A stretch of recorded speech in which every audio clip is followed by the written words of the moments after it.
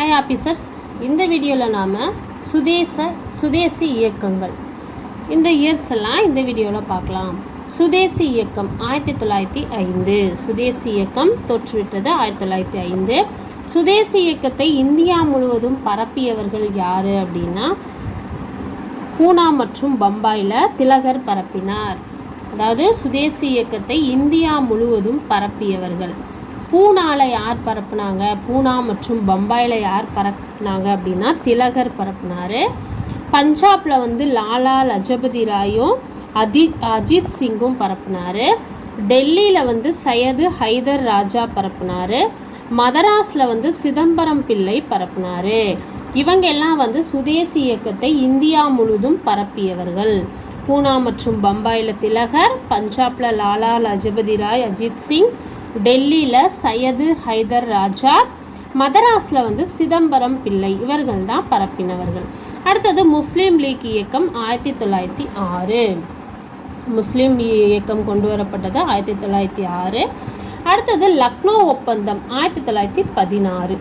லக்னோ ஒப்பந்தம் இந்து முஸ்லீம் ஒற்றுமைக்கு சாதகமாக எடுக்கப்பட்ட முக்கிய முடிவு ஆகும். லக்னோ ஒப்பந்தம் அப்படிங்கிறது இந்து முஸ்லீம் ஒற்றுமைக்கு சாதகமாக எடுக்கப்பட்ட முக்கிய முடிவு தான் லக்னோ ஒப்பந்தம். தன்னாட்சி இயக்கம் 1916 தோற்றுவிக்கப்பட்டது. அதுக்கப்புறம் 1916 2 தன்னாட்சி கழகங்கள் ஏற்படுத்தப்பட்டுச்சு.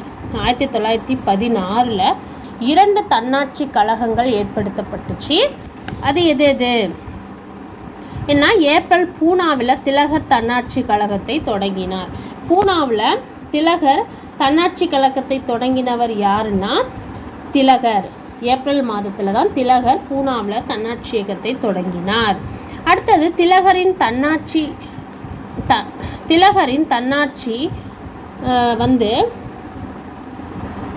கழகத்தை தோற்றுவித்தார். செப்டம்பர் மாதத்தில் அன்னி பெசன்ட் அம்மையார் மதராஸில் மற்றொரு தன்னாட்சி கழகத்தை நிறுவினார். இந்த கொஸ்டினும் ப்ரீவியஸ் இயர் கொஸ்டின் தான், இதுவும் கேட்டிருக்காங்க டிஎன்பிஎஸ்சியில். செப்டம்பரில் அன்னி பெசன்ட் அம்மையார் மதராஸில் தன்னாட்சி கழகத்தை நிறுவினாங்க. மற்றொரு தன்னாட்சி கழகத்தை நிறுவினாங்க. பூனாவில் ஏப்ரல் மாதத்தில் திலகர் நிறுவினார். செப்டம்பர் மாதத்தில் அன்னி பெசன்ட் அம்மையார் நிறுவினாங்க. அப்புறமா திலகரின் தன்னாட்சி மகாராஷ்டிரத்தில் கவனத்தை செலுத்தியது. அவர் ஏற்படுத்தினார் இல்லையா ஏப்ரல் மாதத்தில், அந்த பூனாவில் அந்த தன்னாட்சி கழகம் அது மகாராஷ்டிரத்தில் கவனத்தை செலுத்தியது. ஆனால் அன்னி பெசன்ட் அம்மையார் ஏற்படுத்தின இந்த தன்னாட்சி கழகம் செப்டம்பரில் ஏற்படுத்தினாங்க இல்லையா மதராஸில், அது இந்தியாவின் இதர பகுதிகளிலும் செயல்பட்டது. அப்புறம் காந்தியடிகளின் காலம் 1917 1947 வரைக்கும் இருக்குது. மோகன்தாஸ் கரம்சந்த் காந்தி 1869 அக்டோபர் 2 குஜராத் போர்பந்தரில் பிறந்தார். சட்டம் அவர் பயின்றது, காந்தியடிகள் சட்டம் பயின்றது இங்கிலாந்து.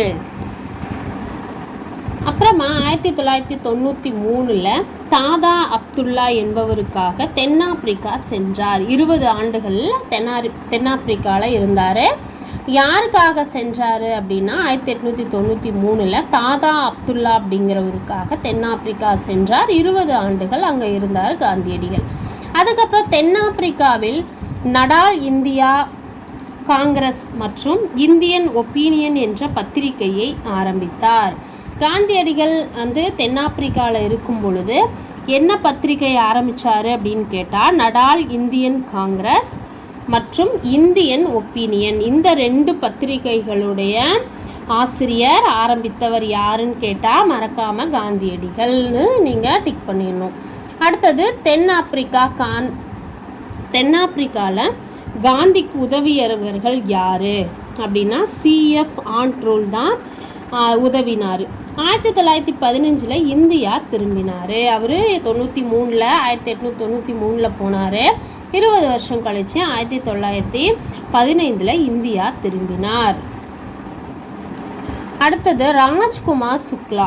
அவர் வேண்டுதலுக்கு இணங்க 1917 பீகாரில் சம்ரான் என்ற இடத்தில் ஐரோப்பிய அவுரி செடி பண்ணையாளர்களுக்கு எதிராக போராடினார். காந்தியடிகள் வந்து ராஜ்குமார் சுக்லா அப்படிங்கிற அவருடைய வேண்டுதலுக்கு இணங்க 1917 பீகாரில் சம்ரான் அப்படிங்கிற இடத்துல ஐரோப்பியருடைய அவுரிச்செடி பண்ணையாளர்களுக்கு எதிராக போராடினார். அப்புறம் முதல்ல காந்தியின் அறப்போர் இந்தியாவில் தான் இந்தியாவில் நடந்தது. அப்புறமா அவுரிச்செடியை பயிரிட வேண்டும் என்று கட்டாயப்படுத்தினாங்க. அதாவது 20ல் 3 பங்கில் நீங்கள் வந்து அவுரிச்செடியை பயிரிடணும்னு கட்டாயப்படுத்தினாங்க இந்தியர்களை. அப்புறம் 1918 கேதா குஜராத்தில் இருக்க கேதா அப்படிங்கிற இடத்துல சத்தியாகிரக போராட்டத்தை காந்தி நடத்தினார். 1918 குஜராத் மாநிலம் கேதா அப்படிங்கிற இடத்துல சத்தியாகிரக போராட்டத்தை காந்தி நடத்தினார். இது கேதா சத்தியாகிரகம் என அழைக்கப்பட்டது. இது கேதா சத்தியாகிரக போராட்டம் என அழைக்கப்பட்டது. இதில் சர்தார் வல்லபாய் பட்டேல் அப்புறம் வந்து இந்துலால் யாக்னி அவங்க எல்லாம் இருந்தாங்க இந்த போராட்டத்தில். பிறகு 1918 அகமதாபாத்தில் மில் தொழிலாளர்களின் சம்பள உயர்வு சலுகை 35% பிளேக் போனஸ் அந்த போனஸ்க்காக கொடுக்கணுன்றதுக்காக சாகும் வரை உண்ணாவிரதம் இருக்கிறத நடத்தினாங்க. அப்புறம் காந்தியடிகள் வந்து முதல் பட்டினி போராட்டம் ஆகும். அதாவது 1918 அகமதாபாத்தில் மில் தொழிலாளர்களின் சம்பள உயர்வு போனஸ்க்காக உண்ணாவிரதம் இருந்திருக்காரு. அதுதான் வந்து காந்தியடிகளுடைய முதல் பட்டினி போராட்டம் ஆகும். ரவுலட் சட்டம் 1919 ஏப்ரல் 6 கொண்டு வரப்பட்டது. அடுத்தது ஜாலியன் வாலாபாக் படுகொலை 13 ஏப்ரல் 1919 கொண்டு வரப்பட்டது. படுகொலை நடந்த வருஷம். ஒத்துழையாமை இயக்கம் இது வந்து 1920 22 வரையும் நடந்தது. அப்புறம் சைமன் குழு 1927. அப்புறம் சட்ட மறுப்பு இயக்கம் அது வந்து 1930 34 வரை சட்ட மறுப்பு இயக்கம். அப்புறம் 1919 அக்டோபர் 19 கிளாபத் தினமாக அனுசரிக்கப்படுகிறது. கிளாபத் தினமாக அனுசரிக்கப்படுகிற ஆண்டு 1919 அக்டோபர் 19. அடுத்தது ஜாலியன் வாலாபாக் படுகொலையை விசாரணை செய்ய ஹண்டர் ஆணையம் அமைக்கப்பட்டது. ஹண்டர் ஆணையம் எதுக்கு அமைக்கப்பட்டதுன்னு கேட்டாங்கன்னா ஜாலியன் வாலாபாக் படுகொலையை விசாரணை செய்வதற்காக தான் ஹண்டர் ஆணையம் அமைக்கப்பட்டது. கிளாபத் இயக்கம் அதாவது கிளாபத் இயக்கம் வந்து தலைமை வகித்த நடத்தியவர்கள் யார் அப்படின்னா கிளாபத் இயக்கத்தை தலைமை வகித்து நடத்தினவர்கள் யாரெல்லாம் அப்படின்னா மௌலானா அபுல் கலாம் ஆசாத், எம்ஏ அன்சாரி, சயாதீன் கித்து, அலி சகோதரர்கள் இவங்க தான் கிளாபத் இயக்கத்தை தலைமை வகித்து நடத்தியவர்கள். அடுத்தது ஒத்துழையாமை இயக்கம் 1920 22 வரை. 1920 கிளாபத் இயக்கம் ஒத்துழையாமை இயக்கத்துடன் கலந்தது. கிளாபத் இயக்கம் ஒத்துழையாமை இயக்கத்துடன் கலந்த ஆண்டு 1920. அடுத்தது சௌரி சௌரா சம்பவம் அது எப்போ நடந்தது அப்படின்னா பிப்ரவரி 5 1922 வருடத்தில் நடந்தது. அது என்ன அப்படின்னா உத்தரப்பிரதேஷ் கோராக்பூர் மாவட்டத்தில் உள்ள காவல் நிலையத்தை முற்றுகையிட்டு மக்கள் காவல் நிலையத்திற்கு தீ வைத்து 22 காவலர் எரித்து கொல்லப்பட்டனர். இதுதான் சௌரி சௌரா சம்பவம் என்று அழைக்கப்படுது. சௌரி சௌரா சம்பவம் நடந்த ஆண்டு 1922 பிப்ரவரி 5 தான். அது எங்கே நடந்துச்சு, எதுக்காக நடந்துச்சு, எதுக்கு இந்த பேர் வந்துச்சு அப்படின்னா உத்தரப்பிரதேஷ் கோராக்பூர் மாவட்டத்தில் உள்ள காவல் நிலையத்தை முற்றுகையிட்டாங்க. மக்கள் எல்லாம் என்ன பண்ணாங்கன்னா அந்த காவல் நிலையத்திற்கு தீ வச்சுட்டாங்க. அப்போ அங்கே இருந்த 22 காவலர்கள் வந்து எரித்து கொல்லப்பட்டாங்க. இந்த சம்பவம் தான் சௌரி சௌரா சம்பவம் என அழைக்கப்படுகிறது. அப்புறம் சுயராஜ் கட்சி இது வந்து 1923. இது வந்து சித்தரஞ்சன் தாஸ், மோதிலால் நேரு, அஜ்மல் கான் போன்றோர் காங்கிரஸுக்குள்ளே 1923 ஜனவரி 1 சுயராஜ் கட்சியை தோற்றுவித்தனர். இவங்கெல்லாம் சேர்ந்து தான் 23 ஜனவரி 1 அன்னைக்கு சுயராஜ்ய கட்சியை தோற்றுவித்திருக்காங்க. யாரெல்லாம் அப்படின்னா, இப்படி யாரெல்லாம் அப்படின்னு கூட கேட்டிருப்பாங்க டிஎன்பிஎஸ்சியில். ப்ரீவியஸ் கொஸ்டின் பேப்பரில் பார்த்தீங்கன்னா இதை யாரெல்லாம் நடத்துனாங்க, இதெல்லாம் யாரெல்லாம் அப்படின்னு சொல்லி ஆப்ஷனில் கொடுப்பாங்க. அதனால் இந்த நபர்களையும் தெரிஞ்சு வச்சுக்கிறது ரொம்ப அவசியமாக இருக்குது நமக்கு.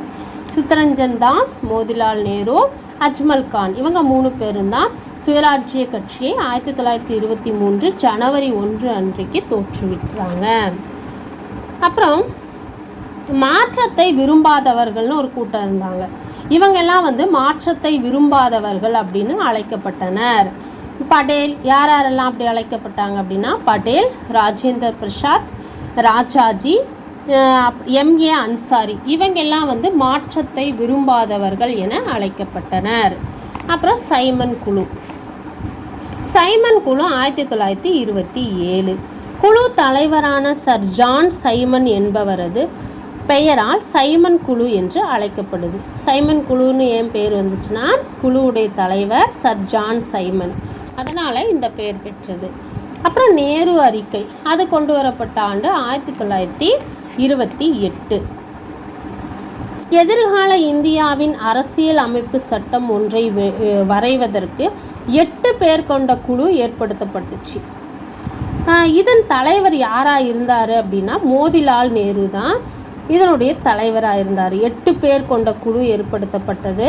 அதாவது எதிர்கால இந்தியாவின் அரசியல் அமைப்பு சட்டம் ஒன்றை வரைவதற்கு 8 பேர் கொண்ட குழு ஏற்படுத்தப்பட்டுச்சு. இதன் தலைவர் யாருன்னா மோதிலால் நேரு. இதன் அறிக்கை நேரு அறிக்கை எனப்படுகிறது. இப்போ நேரு அறிக்கைனா நமக்கு என்னன்னு தெரிஞ்சிருச்சு. இதனுடைய இந்த குழு 8 பேர் கொண்ட குழு அறிக்கை கொடுத்தாங்க பத்தியா, தலைவர் யாரு, மோதிலால் நேரு. இந்த அறிக்கை கொடுத்தது தான் நம்ம நேரு அறிக்கை என சொல்கிறோம். வருஷம் 1928. அடுத்தது சட்ட மறுப்பு இயக்கம். இது 1930 34 வரைக்கும் இந்த இயக்கம். லாகூரில் 1929 நேரு தலைமை வகித்தார். சட்ட மறுப்பு இயக்கத்துக்கு 1929 யார் தலைமை வகித்தார்னு கேட்டால் நேரு அவர்கள். இம்மாநாட்டில் பூரண சுயராஜ்யம் அல்லது முழு சுதந்திரம் குறித்து தீர்மானம் நிறைவேற்றப்பட்டது. இந்த சட்ட மறுப்பு இயக்கம் லாகூரில் 1929 நேரு தலைமையில் நடத்தப்பட்டது இல்லையா, அதில் என்ன தீர்மானம் நிறைவேற்றப்பட்டது அப்படின்னா, இந்த மாநாட்டில் பூரண சுயராஜ்யம் அல்லது முழு சுதந்திரம், இந்த வேர்டு கூட கொடுத்து ஆப்ஷனில் கேட்கலாம். எப்படி வேணாலும் டிஎன்பிஎஸ்சியில் கேட்கலாம். நாம் எல்லாத்துக்கும் தயாராக ஸ்மார்ட் அண்ட் ஸ்வீட்டாக நம்ம படிக்கலாம். இம்மாநாட்டில் பூரண சுயராஜ்யம் அல்லது முழு சுதந்திரம் குறித்து தீர்மானம் நிறைவேற்றப்பட்டுச்சு.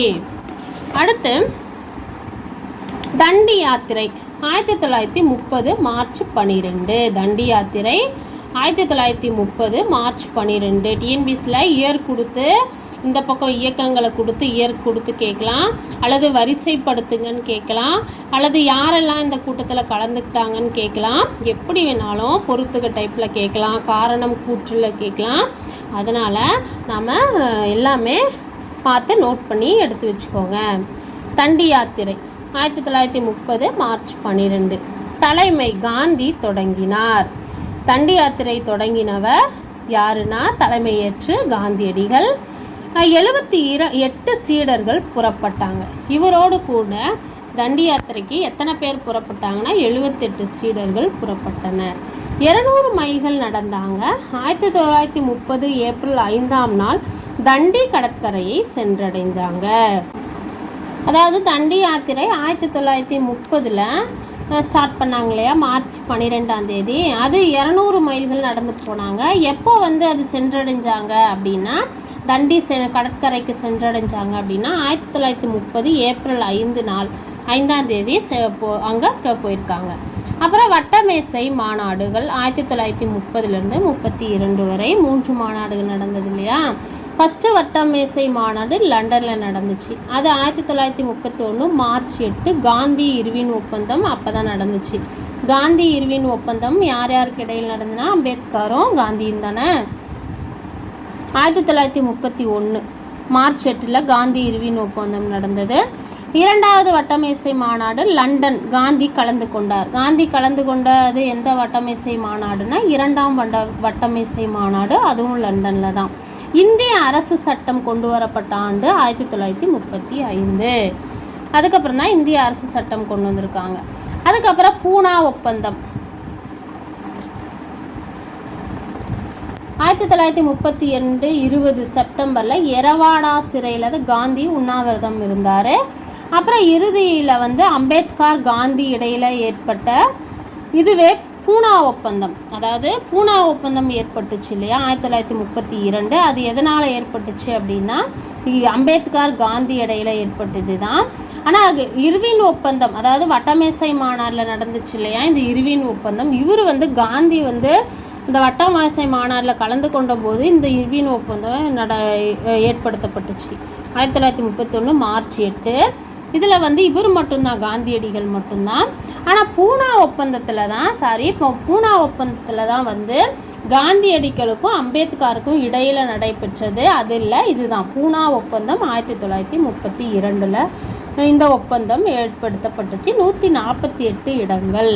எந்த வருஷம் அப்படின்னா எரவாடா சிறையில் காந்தி உண்ணாவிரதம் இருந்தார். அந்த இறுதியில் தான் இந்த ஒப்பந்தம் ஏற்படுத்தப்பட்டுச்சு 1932. அப்புறம் 1932 மூன்றாவது வட்டமேசை மாநாடு நடத்தப்பட்டது. இரண்டாவது வட்டமேசை மாநாடு இந்த காந்தி கலந்துட்டார். மூணாவது வட்டமேசை மாநாடு 32 நடந்தது. அப்புறம் 1933 வெள்ளை அறிக்கை வெளியிட்டது. வெள்ளை அறிக்கை வெளியிட்டப்பட்ட ஆண்டு 1933. இதன் அடிப்படையில் இந்தியா அரசு சட்டம் 1935 உருவாக்கப்பட்டது. எதன் அடிப்படையில் இந்திய அரசு சட்டம் 1935 உருவாக்கப்பட்டது அப்படின்னா, அதாவது வெள்ளை அறிக்கை வெளியிடப்பட்டுச்சு இல்லையா 1933. இதன் அடிப்படையில் தான் இந்திய அரசு சட்டம் 1935 உருவாக்கப்பட்டது. அடுத்தது கிரிப்ஸ் தூதுக்குழு 1942. கிரிப்ஸ் தூதுக்குழு 1942. வெள்ளையனே வெளியேறு இயக்கம் 1942 முதல் 44 வரை. வெள்ளையனே வெளியேறு இயக்கம் 1942 முதல் 44 வரை. அப்புறம் 1946 ஜூலையில் அரசியலமைப்பு குழுவிற்கான தேர்தல்கள் நடைபெற்றன. இது இம்பார்ட்டன்ட். அரசியலமைப்பு குழுவிற்கான தேர்தல்கள் நடைபெற்ற ஆண்டு 1946 ஜூலை மாதம். அப்புறம் அதில் வந்து 214 தொகுதிகள் இடம்பெற்றது. 205 காங்கிரஸ் வெற்றி பெற்றது. 214 இடங்களில் 205 இடங்களுக்கு காங்கிரஸ் வெற்றி பெற்றது. 1946 செப்டம்பர் 2ஆம் நாள் நேரு தலைமையில் இடைக்கால அரசாங்கம் அமைத்தது. நேரு வந்து முதல்ல அவர் தலைமையில் இடைக்கால அரசாங்கம் அமைத்த ஆண்டு 1946 செப்டம்பர் 2ஆம் நாள். வீவர்ஸ், இந்த வீடியோ உங்களுக்கு பிரயோஜனமாக இருக்கும்னு நினைக்கிறேன். அடுத்த முக்கியமான சிலபஸ் வைஸ் டாபிக்ஸில் பார்க்கலாம். நன்றி, வணக்கம்.